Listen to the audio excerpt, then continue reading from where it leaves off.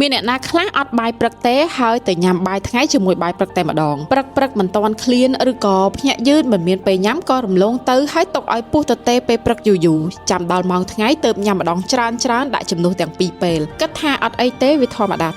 តែការធ្វើបែបនេះជារៀងរាល់ថ្ងៃកំពុងតែធ្វើឲ្យក្រពះរបស់អ្នកធ្វើការខុសចង្វាក់ដោយមិនដឹងខ្លួនបូករួមជាមួយនឹង stress ហើយអាហារខ្លាញ់ឬក៏មានរសជាតិហឹរលទ្ធផលគឺក្រពះនិងពោះវៀនរបស់អ្នកចាប់ផ្ដើមខ្សោយដំបូងអាចគ្រាន់តែឡើងជាតិហ្គាសច្រាតអាស៊ីតពុះមិនសូវស្រួលតែបន្តទៅវិញទៀតអាចនឹងមានធំក្លិនមាត់ធំក្លិនខ្លួនអស់កម្លាំងនិងគេងមិនលក់ហើយអ្វីទាំងនេះមិនត្រឹមតែប៉ះពាល់ដល់សុខភាពនោះទេតែប៉ះពាល់ដល់ទំនុកចិត្តនិងការងាររបស់យើងផងដែរមនុស្សភាគច្រើនព្យាយាមតែដោះស្រាយតែខាងក្រៅតែភ្លេចថាបញ្ហាពិតគឺចេញពីខាងក្នុងការថែរក្សាសុខភាពឲ្យបានល្អមិនចាំបាច់ចាប់ផ្ដើមពីអ្វីស្មុគស្មាញទេពេលខ្លះដំណោះស្រាយស្ថិតនៅចិត្តខ្លួនយើងជាងដែលយើងគិតការព្យាបាលអាចចាប់ផ្ដើមពីរបស់ធម្មជាតិជំវិញខ្លួនដែលសុវត្ថិភាពនិងអាចញ៉ាំបានរៀងរាល់ថ្ងៃនោះគឺផ្លែចេកនេះជាមូលហេតុដែល Golden Eggs Cambodia បានបង្កើតម្សៅចេកពងមាសផលិតពីសាច់ចេកចាស់ធម្មជាតិ 100% សម្បូរទៅដោយ Banana Starch ឬក៏ជាតិម្សៅចេកចាស់ល្អដែលវាជួយបំប៉នបាក់តេរីល្អនិងធ្វើឲ្យពោះវៀនដំណើរការល្អឡើងវិញរួមជាមួយនឹងសារធាតុចិញ្ចឹមសំខាន់ដូចជាវីតាមីន C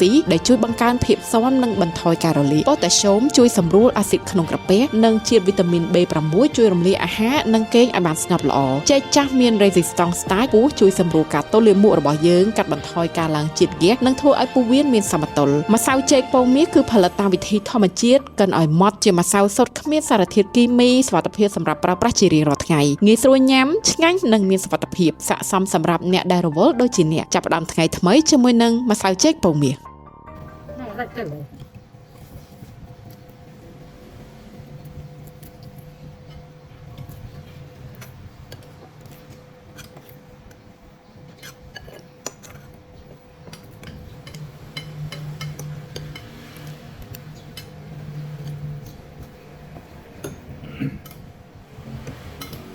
mẹ tôi bắt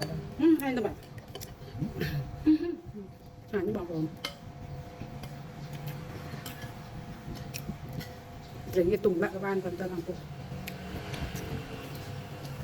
đặt cô tùng lại cô các bạn nó làm quay tứ quay buồn làm thật rồi ta nhắm ta học cho mình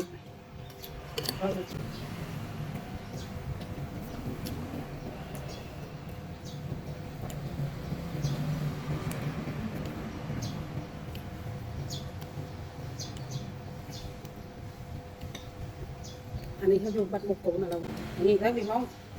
bạch cũng đặt bắt một cái gì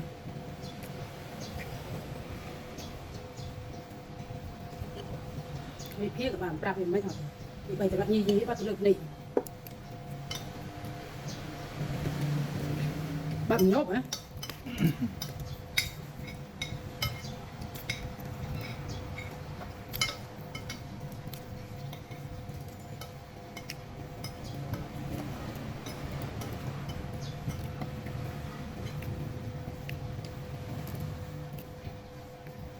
hai nghìn